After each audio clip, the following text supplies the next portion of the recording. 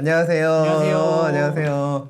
네, 반갑습니다. 오늘 이웃의 책 7번째 방송. 오늘은 저희 이웃 최봉우님을 만났습니다. 네, 자기소개 간단히 부탁드리겠습니다. 네, 안녕하세요. 저는 UI UX 디자인을 하고 있는 최봉호라고 합니다. 심플하게 표현하면 UX UI 디자이너인데 제가 하는 일을 조금 약간 부연 설명을 드리자면은 브랜드 관점을 중시하는 서비스 경험 및 행동 유도 디자이너라고 생각을 합니다. 그리고 저는 플러스X라는 회사에서 10년 동안 일을 했고 최근에 리디북스라는 회사로 이직한 지 얼마 안 돼서 지금 적응을 하고 있는 UI UX 디자이너 최봉호라고 합니다. 아, 네. 지금 UI UX 디자이너 제가 지금 잘 이해한 게 맞나요? 네. UI라고 하면 유저 인터페이스를 말하는 거죠? 네, 사전적 의미로는 그게 맞습니다. 그러니까 조금 알아듣기 쉽게 설명하면 뭐 휴대폰이나 이런 거에 어떤 인터넷 사이트를 들어갈 때 나오는 어떤 화면 같은 그런 구성? 그렇게 이해하면 될까요? 네, 그 사전적인 의미라 대부분의 사람들이 이해하는 거는 그게 맞는데요. 네. 이제 디지털 환경에서 그러니까 사용자가 그 서비스든 브랜드든 어느 영역으로 들어가면은 그 영역 안에서 느끼게 되는 모든 경험들을 디자인한다고 생각을 하면 됩니다. 아, 그러니까 네. 그 예를 들어서 그러니까 커머스라고 한다면 상품을 사기 위해 어느 곳에 들어왔고 그 상품을 탐색하는 과정 안에서 이제 그 상품에 마음에 들고 그 가치를 이해하고 그래서 그 가치를 소비하게 되는 그래서 결제까지 이루어지고 결제가 이루어지면 나중에 예를 들어서 뭐 구독이 이루어지거나 아니면 그 상품 그 브랜드를 좋아요를 하거나 하는 그 일련의 과정들을 디자인하는 디자이너라고 보시면 될 것 같습니다. 와. 그래서 지금 어떤 의미인지 알겠는데 제가 입으로 다시 한번 설명하려니까 조금 어렵긴 해요. 네. 어쨌든 천천히 이제 조금 이게 오늘 이웃의 책이니까 책에 대한 얘기를 잠깐 나눠 보다가 이제 최보고님에 대한 이야기를 이 사람에 대한 이야기를 후반부에 다시 나누면서 좀 더 깊게 아니면 자세하게 궁금한 점 물어볼 수 있도록 하겠습니다.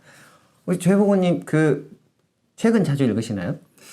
책은 사실 거의 안 읽습니다. 거의 안 읽습니까? 1년에 네. 3권 정도를 구매를 하고요. 구매를 네. 그 중에 2권 정도는 반을 넘기지 못하는 것 같습니다. 아, 대단하신데요? 왜냐면, 왜 대단하시냐면, 저는 지금 이웃의 책 방송을 하고 있는 진행자로서 최근에야 책을 많이 읽었지, 사실 1년 동안 책을 한 권 이상 사본 적이 없는 시절이 꽤 됐었거든요. 네. 3권 많이 사신 겁니다. 근데 사기만 하고 저기 뒤에 보면은 7년의 밤이라는 게 있는데 7년째 읽고 있습니다. 아하. 1년에 한 번씩 이렇게, 네. 알겠습니다. 근데 저는 네. 약간 글을 읽는 거를 사실 즐겨 하지는 않아요. 근데 제가 아무래도 디자이너다 보니까 시각적으로 보여지는 어떤 그림이나 움직임이나 이런 거에 더 관심이 많고 직관적으로 보여지는 어떤 시그널들에 좀 더 초점이 맞춰져 있는 사람인 것 같아요. 그래서 책을 그렇게 많이 읽지는 않는데 약간 지적 갈등을 느낄 때는 뭐 억지로 찾아보기도 하고 하는데 끈기가 없어서 그런지 그렇게 끝까지 읽는 경우는 그렇게 많지는 않는 것 같아요. 아, 어떤 장르든 상관없이. 아무래도 이제 그냥 약간 사회적인 이야기일 수도 있는데, 네.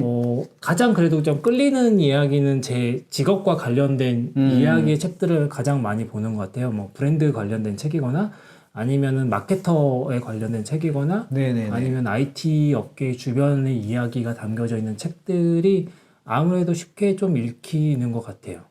최근에 제가 책을 읽다 보니까 창업 관련된 책을 많이 읽다 보니까 네. 방금 말씀하신 그런 부류의 책들이 되게 많이 베스트셀러로 올라와요. 네, 방금 맞아요. 마케터에 관련된 얘기 하셨잖아요. 마케팅 불변의 법칙이라는 책이 있더라고요. 아, 그래요? 아주 유명한 책이라고 제가 지금 소개를 받아서 저 지금 최근에 읽고 있는데 네. 첫 장 몇 장 안 읽었는데 되게 재밌어요. 일단 재밌어요. 총 22가지의 법칙을 가지고 요거를 지키면 마케팅에 실패하지 않는다라는 얘기가 있는데 나중에 한번 소개시켜 드려보겠습니다. 괜찮을 것 같은데요. 네, 알겠습니다. 지금 아까 UX, UI 디자이너라고 하셨는데 보통 이 직군에 있으신 분들을 그냥 방금 말씀하신 것처럼 그렇게 호칭을 하나요? 디자이너님 아니면 UX, UI 디자이너님 보통 뭐라고 표현을 하죠? 이게 업계에서는 그냥 UX 디자이너, UI 디자이너, GUI 디자이너 GUI 부르는 디자이너. 명칭이 조금 다양해요. 근데 이게 어떻게 보면 닭이 먼저나 달걀이 먼저냐라는 때 비유될 수 있을 정도로 용어가 회사마다 좀 다르기도 하고 UX라는 거는 유저가 하는 경험인 거고 네. UI라는 거는 유저 인터페이스에 보여지는 것들에 대한 형태인 네. 건데 이게 과거에는 UI가 훨씬 더 상위 개념이었고 그 하위에 UX적인 뭔가를 만들어가는 경험이었다라면은 지금은 좀 반대가 돼서 UX가 더 상위 개념의 느낌을 가지기는 해요. 그리고 네네. GUI는 거기에 그래픽적인 요소로 만들어지는 것인데 회사마다 UI 디자이너가 UX 디자이너를 칭하는 것도 있고 UI 디자이너가 GUI를 칭하는 경우도 있어요. 근데 제가 10년 동안 다녔던 회사는 UX라는 거는 어떤 기획적인 거나 설계적인 부분이 더 포커스가 되어 있고 전략적인 부분에 포커스가 되어 있다면은 UI는 그래픽적인 것과 혹은 약간 브랜드적인 것에 좀 더 포커스 돼 있었는데 전략적인 부분은 같이 가져가지만 어쨌든 각자의 약간 파트가 나눠져 있어서 자기의 역할들을 이렇게 찢어서 했지만 궁극적으로 했었던 경험의 큰 의미는 UX 디자이너가 맞다고 생각합니다. UX 디자이너. 네. 네, 어쨌든 지금 아까 초반 자기소개 해주실 때 네. 플러스 X 네. 라는 회사에서 한 10년간 네. 있으셨다고 그랬고 리디북스로 옮기셨다고 그랬는데 보통 어쨌든 디자이너라는 호칭으로 어떤 그 직업명처럼 이렇게 우리가 생각을 한다면 회사 내에서는 직함이 있을 거잖아요. 뭐 네. 대표님 아니면 과장님 뭐 흔히 말해서 네네네. 뭐 어떻게 불리시나요? 저는 플러스 X에서 10년 다니면서 책임 디자이너로 책임 디자이너. 네, 입사를 했고요. 책임 디자인에서 팀장, 수석 그리고 이사의 까지. 직함까지 달고 이사로 재직을 하다가 이제 리디로 와서 디자인 총괄 디렉터를 하게 되었습니다. 총괄 디렉터. 네. 그럼 다른 직원분들이 디렉터님이라고 부르나요? 아니요, 여기는 이제 그 전에는 이제 직함을 불렀던 문화였다면 여기는 그 지금 리디 같은 경우는 님 문화거든요. 모든 사람이 님. 부모님 이렇게 아 됩니다. 그렇게. 네. 아무튼 상하 관계 없이 다 님체로. 예, 이제 장단점이 있는 것 같아요. 아 그래요? 네. 아, 알겠습니다. 저도 지금 네. 익숙하려고 노력 중입니다. 아 경험해보지 네, 않았으니까. 네, 함께 같은 곳으로 이직한 친구도 있어서, 아 네. 예, 그 전에는 이제 뭐 이사님 이렇게 부르던 친구들인데 이제 서로는 이 수평이 네, 됐으니까. 님으로 부르니까 약간 어색하기도 하고 그 친구도 어색하고요, 저도 어색하기도 그렇겠네요. 하고 합니다.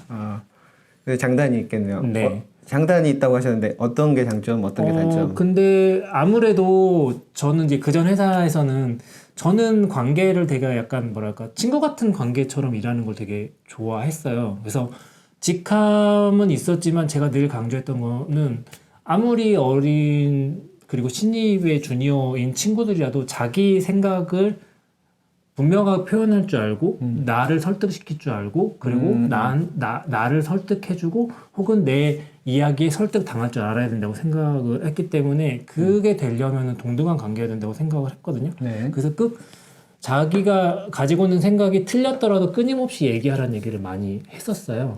그렇기 때문에 직함이 나눠져 있고 직급이 나눠져 있더라도 저는 어느 정도 수평적인 느낌을 유지하려고 노력을 했다고 생각을 하거든요. 네.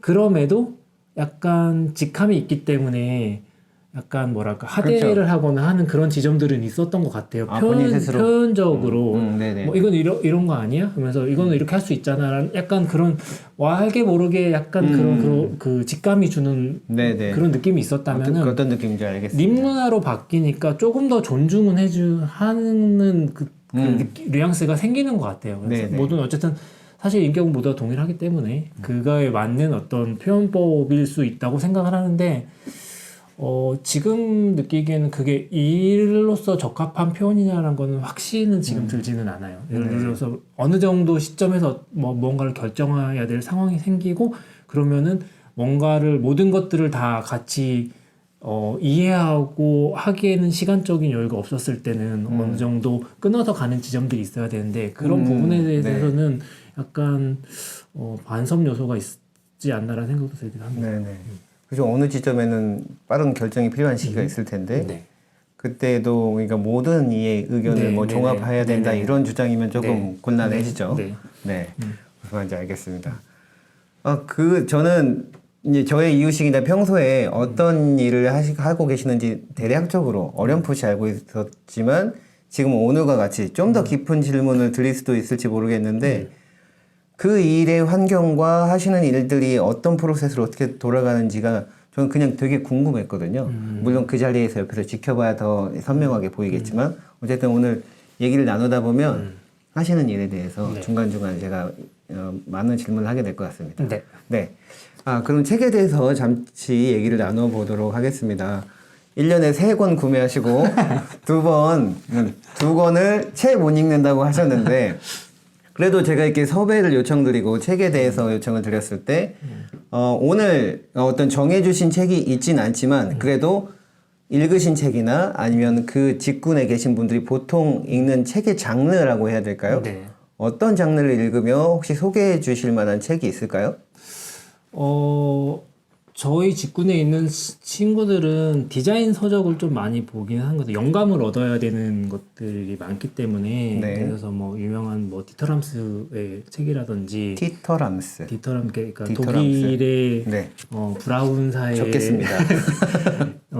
애플 디자인의 네. 그 어떻게 보면 영향을 꽤 많이 주었었던 네. 디자인이라고 볼 수가 있고요. 그래서 디자이너의 영감을 받을 수 있는 책들을 많이 보기도 하고 네. 브랜딩 관련된 서적을 보기도 하는데 제가 오늘 좀 가볍게 소개드리고자 하는 책은 날마다 브랜드라는 책인데요. 네. 이게 저랑 같이 일했었던 지인이 썼던 책이에요. 언제 쓴 책인가요? 이게 한 4년 전인 것 같아요. 이 책을 쓰셨다는 거는 이 업계에서 어느 정도 이름이 있으신 분이시겠네요. 근데 처음 이 친구가 썼었던 책이고 지금은 몇 권의 책을 썼고 이 영역에서는 제가 알기로는 꽤 잘하는 친구로 저는 생각을 하고 있고요. 이 친구가 어느 날 책을 썼다 그래서 책을 툭 갖다 줬는데 네. 저는 책 많이 안 읽는다고 말씀드렸잖아요. 네. 그래? 알았어. 그러고 고마워 잘 받을게 하고 책장에 거의 모셔져 있었던 네. 책을 최근에. 제가 브랜드에 관심이 네. 브랜드에는 늘 관심은 있었지만 브랜드에 대한 깊은 생각을 했었던 친구들은 어떤 이야기를 하지라는 생각이 들어서 이 친구가 썼던 책을 첫 장을 펴고 한 5페이지 읽었나? 네. 그리고 수룩 읽었어요 끝까지. 수루룩. 네. 재밌죠? 네, 재밌더라고요. 재밌다니까요. 이거 되게 최근에 아니 근데 모든 책이 재밌진 않아요. 제가 연결해서 알겠습니다. 기고하는 책들을 재밌어 네. 하는데 네네. 아무튼 이 친구가 제가 좋아했었던 브랜드 전략 쪽을 하는 친구인데 이 친구를 제가 좋아했었던 거는 브랜드라는 거는 사실 되게 어렵게 설명을 하고 되게 철학적인 걸 되게 우리는 되게 엄청난 철학이 있어라고 얘기하는 브랜드들이 되게 많아요. 네. 근데 사실 브랜드를 접하는 고객은 그런 철학적인 거에 굉장히 깊숙이 들어가지 않거든요. 그렇죠. 근데 이 친구가 표현하는 표현법들은 굉장히 일상적이고 가볍고 혹은 깊은 얘기를 되게 네네. 어렵지 않게 표현을 하고 그래서 일반적인 고객들이 와닿을 수 있는 표현들을 많이 썼었던 친구인데 그 친구가 썼었던 책들을 쭉 보니 되게 뭐랄까 공감이 되는 내용들이 굉장히 많았었어요.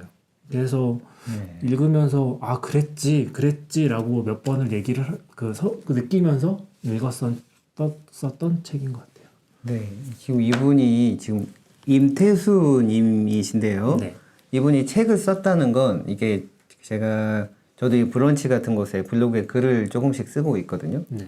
글을 쓰기 위해서 쓰는 게 아니라 지금 창업도전의 과정을 그냥 조금씩 기록을 하는데 기록을 하다 보니까 이 책을 쓴다는 게 내가 글을 모아서 출간 제의를 출판사에 하기도 하지만 제 생각에는 아마 업계에 어느 정도 이름이 있으셨던 시절에 출판사에서 컨택이 오지 않았을까 싶기도 해요. 그랬을 것 같아요. 그렇기도 하고 글을 써보시죠. 근데 이렇게 글을 쓸 수 있다는 건 이 업계에 관련해서 자기 업에 대해서 많은 생각들을 자주 하셨던 분이었을 거라는 생각이 듭니다. 네. 혹시 아시던 분이니까 그런 분이 맞나요? 제가 네, 예상하는 맞아요. 바가 맞습니까? 굉장히 깊이 고민하고 올바른 브랜드가 무언지를 많이 고민하는 친구예요. 올바른 브랜드. 네. 여기서 말하는 올바른 브랜드는 어떻게 이해를 하면 좋을까요? 예를 들어서 네. 이 친구가 되게 많이 일을 하면서도 힘들었던 친구가 사실은 브랜드 컨설팅을 하더라도 비즈니스적인 영역인 거잖아요. 어느 회사의 브랜드 컨설팅을 해주는데 예를 들어서 막 노사 간의 어떤 갈등이 되게 심한 뭐 회사였을 회사. 수도 있는 네. 거고 상품의 퀄리티가 굉장히 낮은데 그걸 포장할 수도 있는 거고 그렇죠. 혹은 고객들은 그거에 대한 어떤 뭐 약간 삶의 어떤 질적인 부분이나 가치적인 부분으로 판단하지 않는데 그거를 강제적으로 표현하려고 한다던가. 그러니까 실제로 그 브랜드가 멋있는 옷을 멋있는 이름을 갖기 이전에도 단단한 무언가가 있어야 사실 그거 자체가 브랜드의 힘인데 그냥 겉모습 뭐 혹은 마케팅적인 요소로 브랜드를 포장하려는 기업들이 꽤 있거든요. 그거에 네. 대해서 일이니까 일로서 다가와서 그거를 뭔가 만들어가는 과정을 거쳐야 되는데 그 과정 안에서 약간 괴리감을 느끼면 굉장히 힘들어 하더라고요. 그렇죠. 근데 그런 지점에서 올바른 브랜드가 되기 위한 어떤 이야기들이 담겨 있다고 보시면 될 것 같아요. 방금 이 얘기를 들으니까 첫 직장에 들어가고 나서 퇴사를 엄청 고민하다가 결국 자의반 타의반 퇴사를 하게 됐는데 아마 공감하시는 분들이 계실 겁니다. 사회복지사 분들 중에 이런 경우가 있어요. 방금 얘기하신 거하고 비슷한 부분인데 사회복지사란 클라이언트 즉 수혜자분들을 위해서 종사하고 있고 그들을 섬기기 위한 어떤 직업이라고 간단하게 얘기할 수 있는데 어느 순간인가 우리의 실적과 그 데이터들을 위해서 클라이언트를 이용한다라는 생각이 들 때가 있어요. 아, 비슷해요. 되게 비슷해요. 그럴 때는 그리고 충분히 계획을 세워서 사업을 진행했는데 이 사업이 실효성이나 의미, 그러니까 목적이나 목표에 대해서 많이 벗어나 있고 그냥 일 하나 끝내는데 급급한 경우가 우리가 의도할 때도 있지만 아니 의도하지 않아도 그렇게 흘러갈 수밖에 없는 환경을 경험했을 때 내가 생각하던 사회복지사는 이런 건 아닌데 라는 생각들을 되게 많이 하거든요. 그런 거 비슷한 것 같아요. 네. 거기서 연결돼서 제가 한마디를 덧붙이자면은 제가 이 친구가 썼었던 내용 중에 가장 물개박수를 치면서 맞아라고 했었던 지점이 네. 비슷해요. 그러니까 이 친구가 썼던 내용 중에 소유와 경험에 대해서 얘기를 하는 게 있어요. 네. 사실 비즈니스라는 게 물건을 이렇게 파는 거잖아요. 팔아서 그걸 사면은 비즈니스의 목적이 달성이 되는 거잖아요. 네. 사실 그건 되게 심플한 건데 소유라는 것을 생각을 해보면은 내가 무언가를 샀는데 네. 산 순간부터 그것을 내가 어느 정도 사용을 해가지고 시간이 지나면은 이거에 대한 실증이 나고 새로운 것에 대한 갈증이 생기지 않을까요? 그렇죠. 근데 그거는 판매를 해서 사게 하는 그 순간까지를 느끼는 거라고 하면 경험이라는 것은 그거를 사서 쓰는 동안의 과정에서의 어떤 내가 느끼는 가치들인 거예요. 그 경험이라는 거는 사고 나면은 약간 그 물질적으로 그 산 행위 자체만으로 약간 기분 좋아라는 걸 느끼고 끝날 수 있겠지만 그게 아니라 이 브랜드의 것을 씀으로써 경험함으로써 그게 계속 축적되고 그게 어떻게 보면 나의 추억이 되기도 하고 네. 쌓아갈 수 있는 계속 가치가 되기도 하는데 네. 브랜드들이 판매하는 것에 급급이 해서 매출 중심의 업무를 하거나 매출을 목표로 하는 경우가 많다 보면은 그런 어떤 경험적인 부분이나 가치적인 측면에서 약간 벗어나는 지점들이 있었던 경우가 꽤 많은 것 같아요. 얘기하는 내용과 좀 비슷한. 네. 그럴 때마다 많은 고민들을 하셨을 거고 그래서 많은 생각을 하다 보니까 자기 생각이 있으셔서 이렇게 날마다 브랜드라는 책을 쓰시게 된 것 같습니다. 저도 브랜드에 대한 관심이 많은 요즘인데 일단 제목이 저를 당깁니다. 땡기네요. 한번 꼭 봐야 될 것 같다는 생각이 들고요. 녹화 시작한 지 얼마 안 됐는데 이제 좀 진지하고 심도 있는 얘기들을 나누게 되는 것 같습니다. 지금 책에 대한 얘기를 나누고 있는데 그렇다면 지금 오늘 소개시켜 주신 이 책 날마다 브랜드 소개는 시켜주셨으니 한 번에 쭉 읽으셨다 그랬잖아요. 네. 아까 말씀하셨던 그 소유와 경험에 대한 한 부분 그 부분이 혹시 몇 페이지에 있는지 혹시 아시나요? 제가 좋아하는 부분들 이렇게 좀 집어냈거든요. 마킹을 해두셨군요. 그 단락을 한번 좀 읽어봐 주실 수 있으실까요, 혹시? 그 방금 아까 얘기하셨던 부분들. 좀 긴데 이걸 길어요? 이걸 읽어야 될까요? 이만큼? 네, 이만큼입니다. 이만큼이면 긴 것 같지 않은데 길다고 느껴지면 제가 편집할게요. 아, 네. 제가 글을 잘 읽지 못해서 네. 글을 잘 읽지 못하신다고요? 물론 어떤 물질을 소유한다는 행위가 주는 행복감이 크다. 그러나 소유를 통한 행복한 감정은 시간이 지날수록 줄어든다. 형태가 있는 것은 결국 그 형태가 점차 매력을 잃게 되고 우리는 또 그 다른 것을 욕망하며 새로운 것을 끊임없이 찾게 된다. 새로 산 가방은 낡기 마련이고 반들거리는 구두는 때가 되면 그 빛을 잃기 마련이다. 그러나 무언가를 경험하는 데서 오는 감정이나 추억 같은 것은 시간이 지날수록 그 가치가 점점 크게 느껴진다. 이 내용입니다. 네. 네, 이 내용을 다 텍스트로 정리해가지고 영상에 편집할 때 잘 삽입해서 네. 주요 메시지도 전달할 수 있도록 하겠습니다. 제가 책을 사는데 읽지 않아도 되는 책들을 사거든요. 아, 네네. 그러니까 저희 아들이 네. 있기 때문에 좀 더 네. 그런 걸 보여주기 위해서 사는 책들인데 네, 이런 네. 책들은 제가 너무나 좋아하고 저도 좋아해가지고 이 책 제목이 뭐죠? 360도 북. 360도 북. 네. 네. 아, 이렇게 펼치면은 팝업북이라고 볼 수 있겠네요. 팝업북입니다. 팝업북이고 지구의 주변 행성들이 보여지는 아, 네. 가까이 또. 이렇게 생겼습니다, 여러분. 자, 그래서 이건 제주도에 갔다가 너무 예뻐가지고 안에서 산 책이고요. 이게 얼마짜리죠? 이게 잘 기억은 안 나요. 저렴하지 않았던 한 3만 원, 2만 원? 요게요, 요거 하나가? 네. 와, 네. 네. 그리고 얘도 팝업북입니다. 얘도 꼬마를 골라. 제목이 네. 이게 프랑스 르푸티 니콜라스. 네. 르푸티 니콜라스. 네. 책인데 이게 이런 얘는 어디서 사셨나요? 얘도 같은 서점에서 샀습니다. 제주도. 네. 네. 너무 예뻐가지고 사서 네. 글은 못 읽고 그림을 계속 이렇게 되게 가까이에서 공간감을 느끼면서 보고 저 혼자 그냥 네네. 살짝씩 즐기는 책입니다. 아, 네.